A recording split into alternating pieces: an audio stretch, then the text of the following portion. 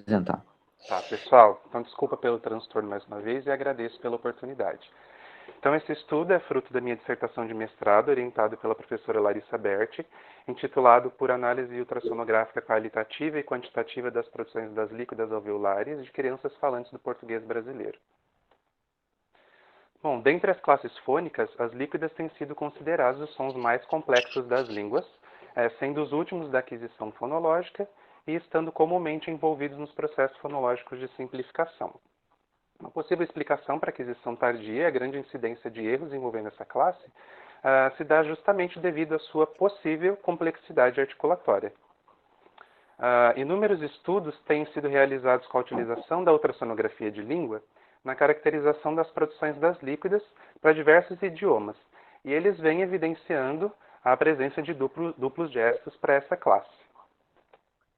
Entretanto, o Recasens, em 2016, baseando-se em estudos anteriores, ele afirma que as líquidas não são complexas e que o dito gesto dorsal seria uma contração natural do músculo genioglosso da língua em auxílio à elevação do gesto mais anterior.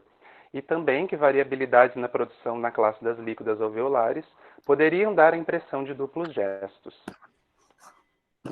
Então, a fim de confirmar ou não a complexidade articulatória das líquidas alveolares do português, os objetivos do nosso estudo foram descrever a produção típica das líquidas em crianças, processo de substituição de líquida não lateral para lateral, descrever o processo de semivocalização da líquida não lateral e caracterizar quantitativamente as produções típicas e atípicas.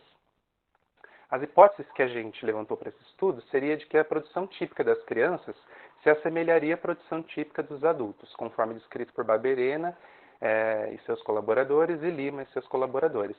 A produção descrita para os adultos, para as líquidas alveolares, seria de que para tanto lã quanto rã haveria presença de duplos gestos para ambos, com maior elevação da ponta e dorso mais anterior para rã e menor elevação de ponta com dorso mais posterior para o lã.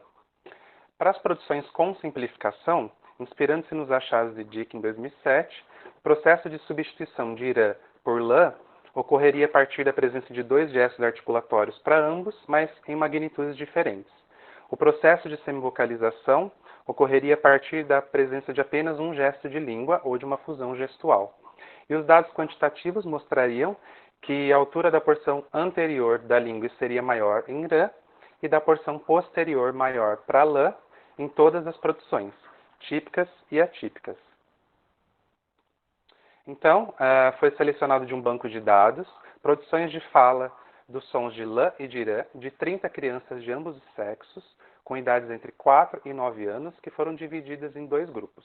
O grupo de crianças com produção típica, que era composto por 10 crianças, e o grupo de crianças com produções atípicas, que era composto por 20 crianças, as quais produções dividiam em 10 crianças com o processo de substituição da líquida não lateral por uma lateral, e 10 crianças com o processo de semivocalização de rã pela semivogal I. Então, foi utilizado um ultrassom portátil, um transdutor, conectados a um computador com um software AAA, um estabilizador de cabeça, um sincronizador de sinal de áudio e vídeo e o software SoundForge para análise das imagens ultrassonográficas. Então, foi solicitado às 30 crianças a nomeação 3 vezes das palavras lata e barata do instrumento IAFAC. Então, elas viam as imagens e nomeavam 3 vezes. Dessas 3 nomeações, foi selecionada a imagem ultrassonográfica que tivesse capturado a maior elevação da ponta da língua para a produção dos sons entre as 3. Então, das 30 crianças versus 2 fonemas, temos um total de 60 produções, que foram distribuídas da seguinte forma. Então, as crianças típicas produziram 10 lã e 10 rã alvo. As crianças com produção atípica produziram 20 lã alvo, 10 rã substituído por lã e 10 rã substituído pela semivogal I, totalizando 60 produções, lembrando que os processos de simplificação envolviam apenas o TEP. Então, depois da escolha da imagem com maior ponto de constrição da língua, para a realização de lã e rã, elas foram dispostas em pares, por sujeito, numa planilha de Excel em tamanho 9 por 6, e posteriormente levadas para um arquivo de PowerPoint em forma de julgamento. Esse julgamento ele foi enviado para 20 juízes, fonoaudiólogos ou estudantes de fonoaudiologia, que deveriam ter um conhecimento básico sobre a fonética dos sons do português. Esse julgamento consistia em analisar os pares de imagens, sempre um lã e um rã, e os juízes deveriam dizer se as imagens eram iguais ou diferentes. Quando iguais, eles assinalavam igual e partiam para o próximo par de imagens. Quando diferentes, eles assinalavam indiferentes e classificavam a diferença como estando na ponta, no dorso, na ponta e no dorso, ou alguma outra observação que eles tivessem feito. As imagens sempre foram julgadas em pares, como eu disse, e sempre do mesmo sujeito. Então não tinha nenhum tipo de tratamento nas imagens ou nenhum tipo de pegadinha. E as categorias para julgamento foram baseadas nas descrições da literatura, a partir da presença de duplos gestos, e não havia identificação de produção típica ou atípica. Então, levando-se em consideração a literatura versus os achados do julgamento, para a caracterização das produções, baseado no estudo de Zarkova, foi realizado, então, um traçado na horizontal, que contemplava as extremidades da superfície da língua, e quanto mais inclinado tivesse esse traçado, maior seria a elevação da língua na produção daquele som. E um traçado na vertical, que indicava a altura máxima atingida pelo dorso, e também o seu posicionamento dentro da cavidade oral. Foi utilizado, então, o cálculo de concordância capa de Fleis, que fornece o índice de concordância ou consistência entre as medidas, que varia de 0 até 1. Quanto mais próximo de 0, ele indica uma concordância aleatória. Quanto mais próximo de 1, indica maior concordância entre os juízes. Para a análise quantitativa, assim como para a análise qualitativa, foi selecionado então um frame de maior elevação da língua na produção dos sons de lã e de rã pelo software UltraCats. Então foi realizado um traçado em vermelho na superfície da língua que fosse fiel à produção das crianças. Esse traçado em vermelho, o software registra numericamente a elevação das partes da língua, que são medidas por essas splines, que são esses traçados em amarelo, que contemplam um intervalo de menos 85 graus até 85 graus. Então os números aparecem nesse retângulo à direita da imagem, que identifica as medidas da elevação das partes da língua.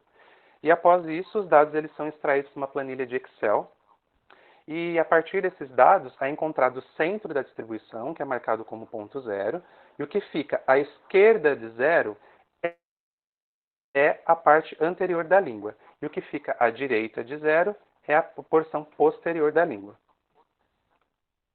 Então, na análise comparativa, foram considerados alguns parâmetros articulatórios.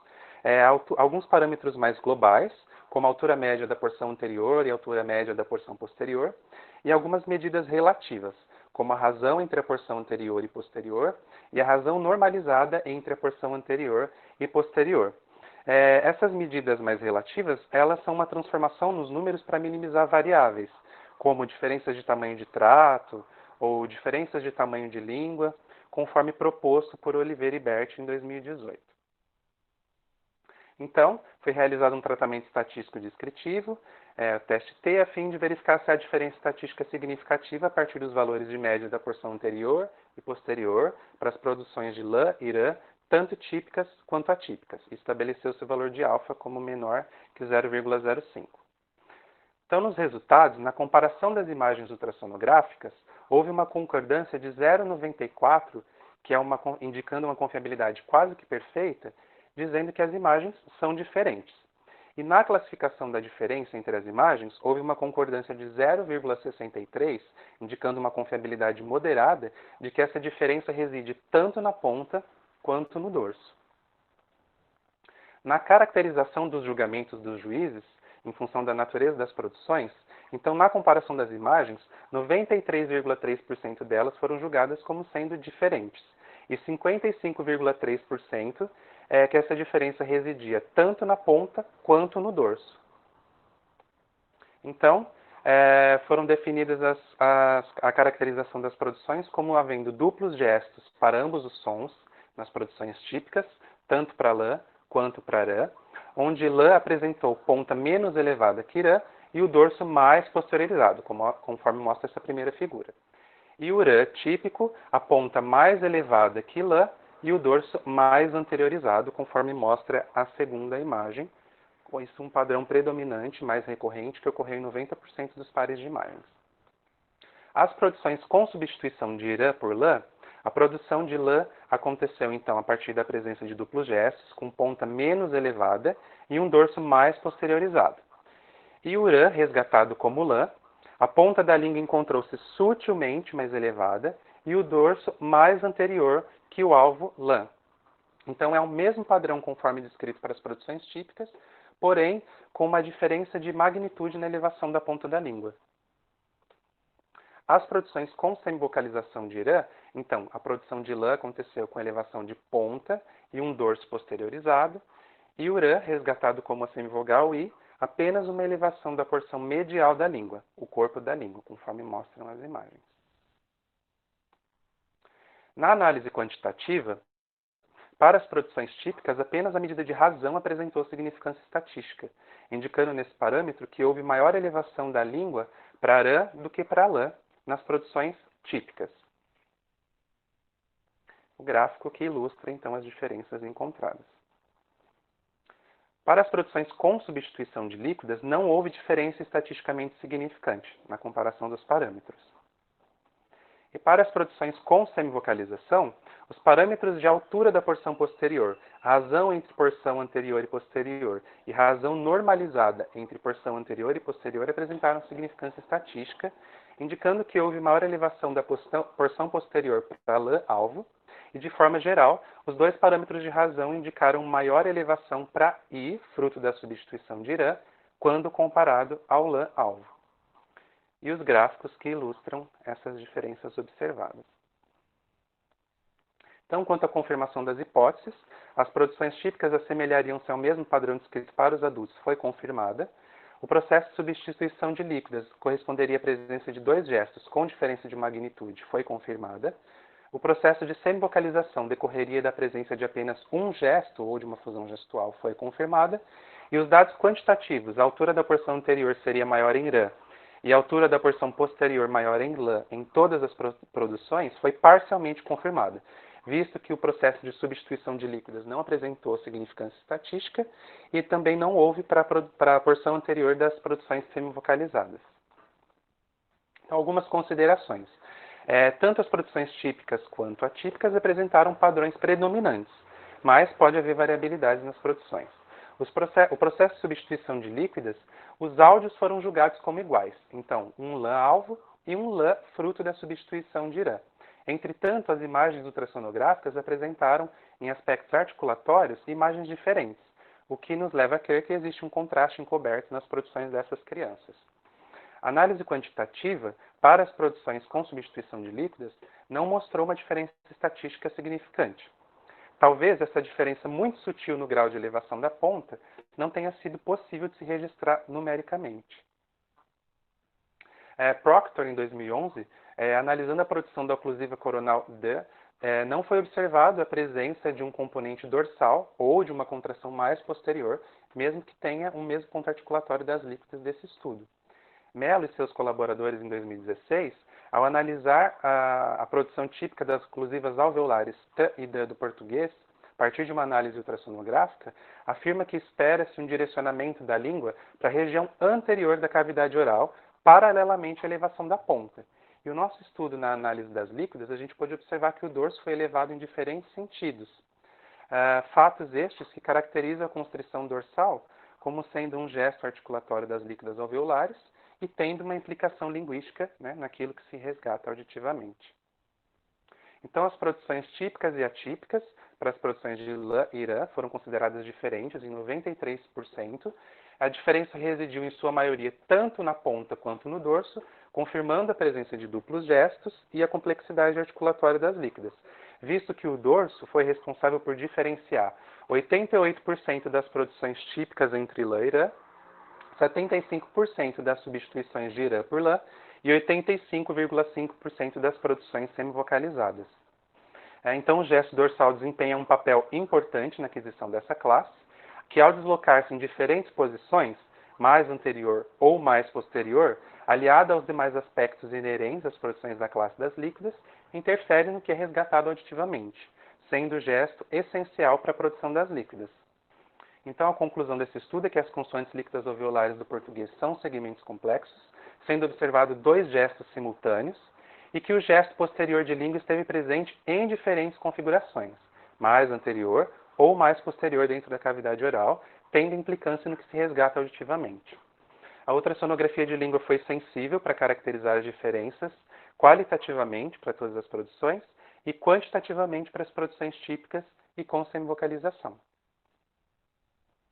Aqui as referências que eu utilizei para essa apresentação. Agradeço imensamente pela oportunidade e mais uma vez me desculpo pelo transtorno, mas agradeço. Obrigado.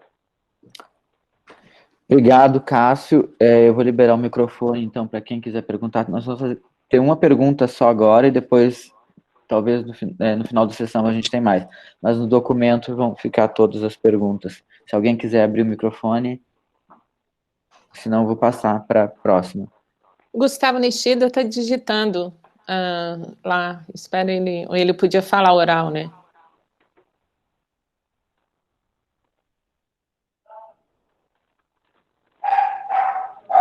Gustavo, você nos ouve, por favor?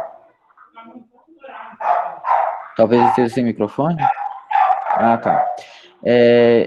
Ele...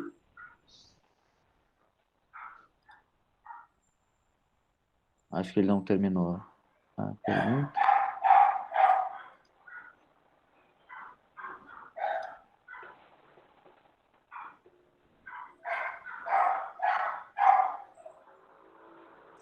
Ele fala assim, Cássio, seus dados caminham em direção oposta aos dados do Recasem. Será que em catalão as líquidas são de outra forma?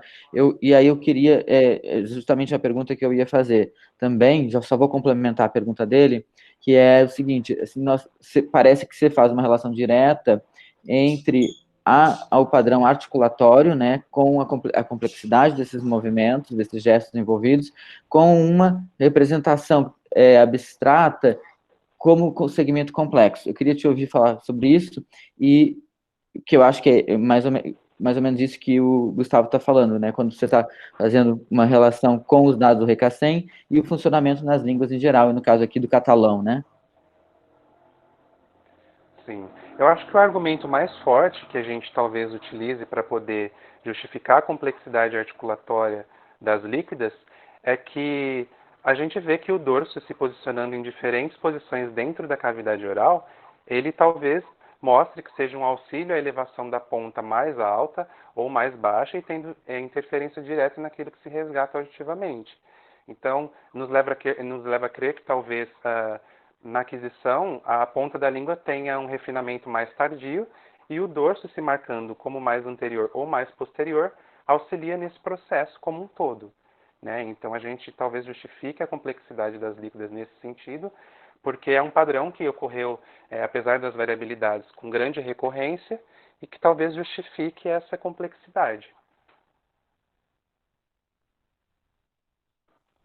Tá bom, Cássio, obrigado. Acho que você respondeu.